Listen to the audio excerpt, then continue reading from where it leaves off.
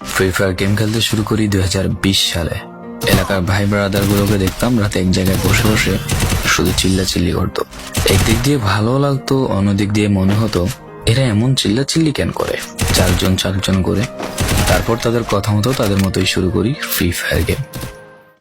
প্রথম দিন গেম খেলে রাত জেগেছি 11টা, যেটা ছিল রাত জেগার প্রথম কারণ এবং প্রথম ভালোবাসা। এলাকার বন্ধুরা মিলে রাত হলেই আড্ডার আসর দিয়ে বসতাম আর শুরু করতাম গেম খেলা।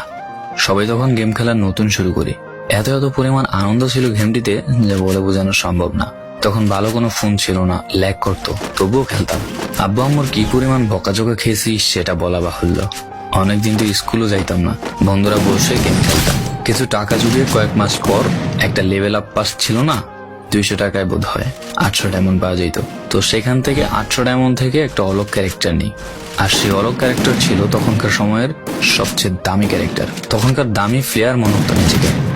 আবার গেমের ভিতর অনেকের সাথে বন্ধুত্ব পর্যন্ত হয়ে গিয়েছিল। গেমের ভিতরে বন্ধুত্ব হলেও বাস্তব ছিল বন্ধুত্বগুলো। তখন ফ্রি ফায়ারে ডু পার্টনার সিস্টেমটা ছিল না, তাই কোনো মেয়ে গেমেও ছিল না। তারপর যখনই মেয়েরা গেমটা শুরু করে তখনই আস্তে আস্তে গেমের আনন্দ নষ্ট হয়ে যায়। অনেক বেশি র্যাম প্রয়োজন হতো, তো তাই গেমটা খেলতে ভালো একটা ফোনের প্রয়োজন হইতো। কিন্তু তখন ফোন ছিল না, কোনো রকম একটা ফোন দিয়ে খেলতাম গেমটা।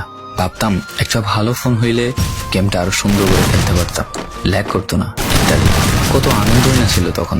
প্রতি সপ্তাহে শুক্রবার বসে সবাই গিল্ডের গ্লোরি ফুল করতাম একটা কাস্টমের জন্য। পরের দিন সবাই মিলে আনন্দ নিয়ে একটা একটা করে কাস্টম খেলতাম। আমার জীবনের প্রথম 3 বছরের ভালোবাসা। কোনো মেয়ের জন্য আমি গেমটাকে কখনো ইগনোর করি নাই। যখন মন খারাপ থাকতো গেমটা খেলতাম একা একা। একটা ভয়